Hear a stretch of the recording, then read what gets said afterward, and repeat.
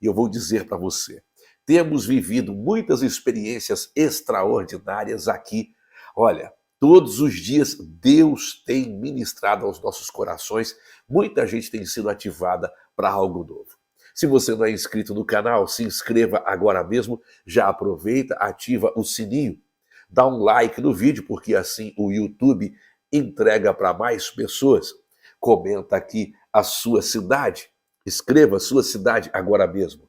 E claro, compartilhe, mas compartilhe com o máximo de pessoas que você pode compartilhar. Afinal de contas, nós queremos alcançar muitas pessoas para Jesus, ok? Seja muito bem-vindo ao canal. Hoje o tema é justamente este: se afaste dos filhos de Belial. Alguém vai perguntar, quem que é Belial? Primeiro, Belial não é um demônio, não é. A palavra Belial, escrita no Antigo Testamento, é um substantivo e não um nome próprio.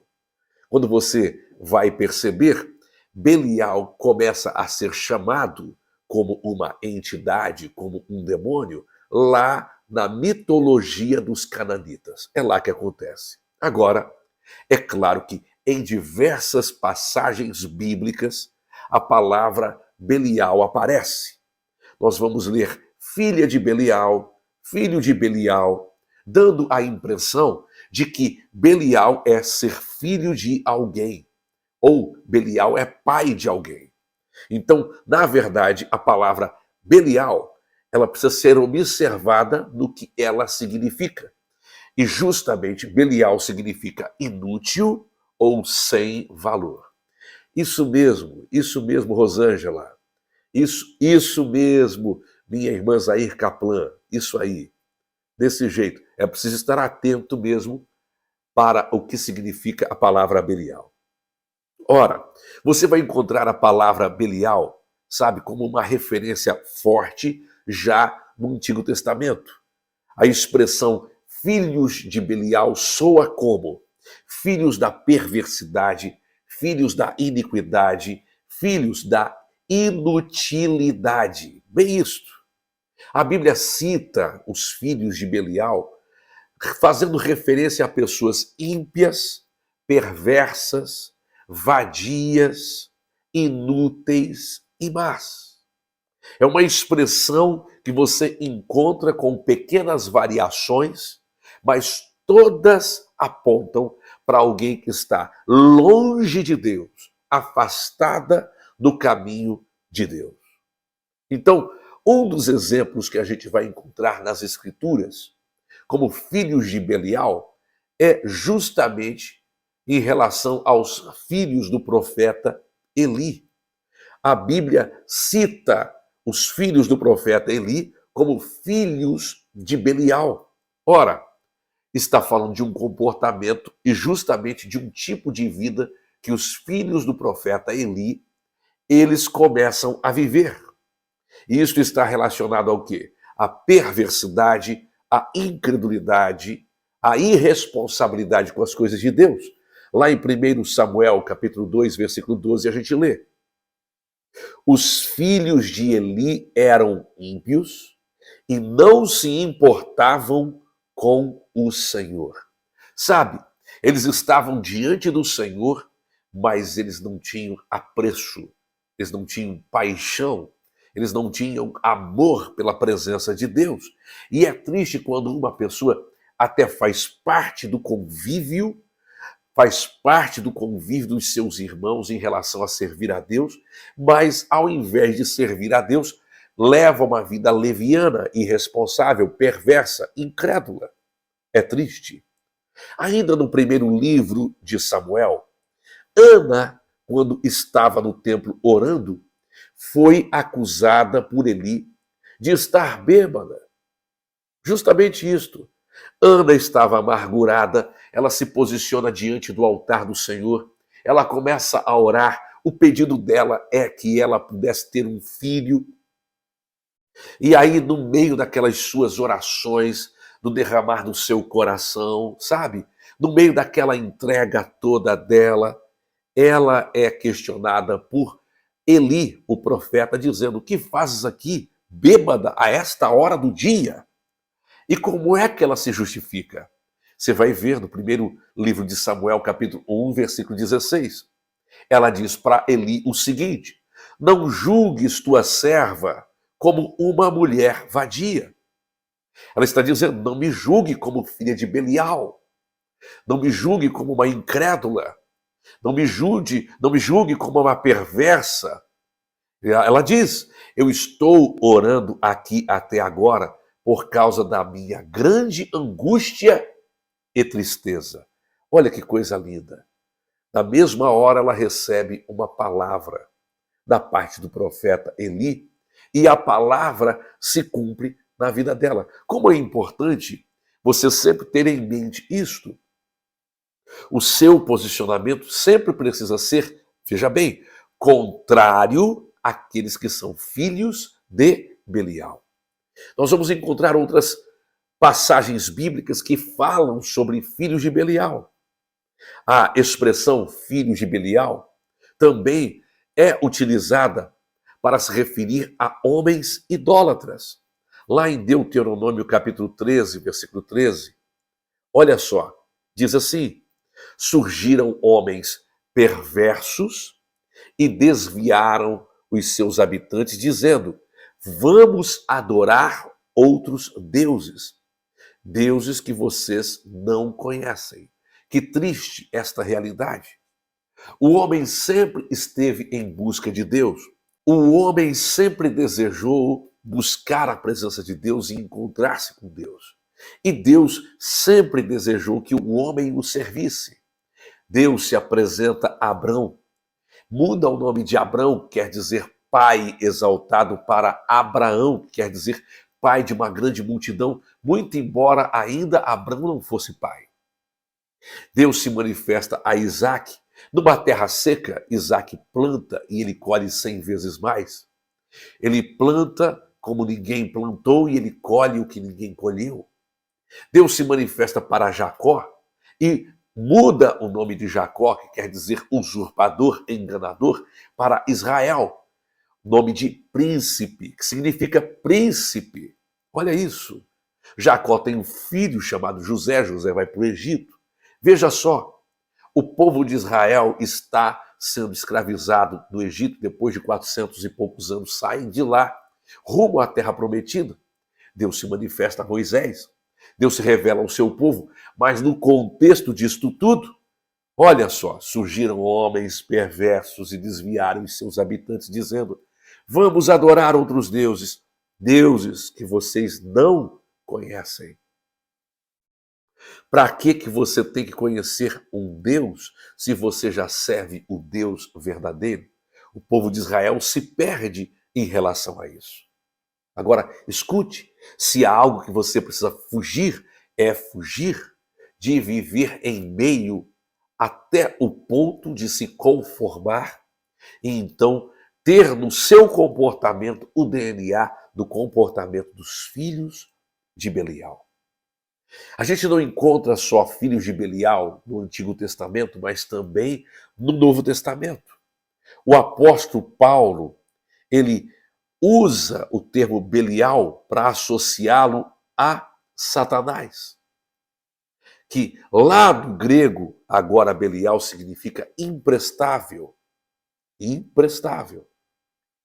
Então, você vai ver, olha só, na segunda carta aos irmãos de Corinto, no capítulo 6, versículo 15, olha o que o apóstolo Paulo fala sobre Belial. Ele diz assim, ó, que harmonia existe entre Cristo e Belial? Que há de comum entre o crente e o descrente e o incrédulo? O apóstolo Paulo está dizendo, olha, o que há entre Cristo e Belial, entre o crente e o descrente? O que há? Não há nada. Não há nada. Se há uma coisa que você precisa fazer, é se afastar do que é oposto a Cristo. E o oposto a Cristo é o quê? Incredulidade. O oposto a Cristo é perversidade. O oposto a Cristo é justamente irresponsabilidade espiritual. O oposto a Cristo é justamente a mentira. Porque se o diabo é mentiroso e é o pai da mentira, quem mente logo é filho dele. Mas eu não quero encerrar esta live de qualquer forma. Eu quero justamente chamar a sua atenção para uma caminhada diferente. E eu quero ativar você para viver algo diferente em Deus. Então, 3 coisas que você precisa fazer para caminhar seguro, estar protegido contra as astutas ciladas do diabo e, mais do que isso, viver uma vida que agrada a Deus, longe de viver influência dos filhos de Belial. Entenda, você está no mundo, mas você não é do mundo. Você é de Deus. Então, a primeira coisa que você precisa fazer é orar. Escreva isto agora. Eu preciso ter uma vida de oração constante. A Bíblia diz: orai sem cessar. Se há uma forma de você estar perto de Deus e ter a influência de Deus na sua vida, é quando você decide viver uma vida de oração. Então, oração é primordial para quem quer viver uma vida extraordinária. A segunda coisa que você precisa fazer é meditar na palavra. A Bíblia não pode ser um livro de consulta. Quando tudo está difícil, eu corro para a Bíblia para ver se encontro nela uma resposta. Não, a Bíblia tem que ser sua base, fundamento da sua história, fundamento da sua vida. Mais do que isto, em terceiro, se você tem que orar constantemente, se você tem que meditar na palavra, sempre ouvindo a voz de Deus, abrindo o coração para que a palavra de Deus produza vida em você, o que é que eu tenho que fazer em terceiro lugar? Ah, meu irmão, congregar. Por quê? Eu sei que a igreja local não é perfeita, ela não é, nunca foi. São perfeitos aqueles que abrem mão de si mesmos, renunciam a si mesmos para viver para Deus. Estes caminham pelo caminho da santificação, se tornam parecidos com Deus e são ativados para uma temporada nova. Agora escute, congregar é uma necessidade, porque é onde nós recebemos de Deus nutrição da nossa fé, somos fortalecidos, é onde podemos apoiar um ao outro, é na congregação dos justos. Então, a igreja local é primordial para que você construa uma vida saudável, para que a influência de Belial não toque o seu coração, não toque a sua vida e não cause destruição na sua história. Eu quero orar e abençoar a sua vida, porque justamente quero que o Espírito Santo flua, que a palavra de Deus entre no seu coração, que a palavra da fé tome forma na sua vida, que os céus estejam abertos, céus abertos sobre você.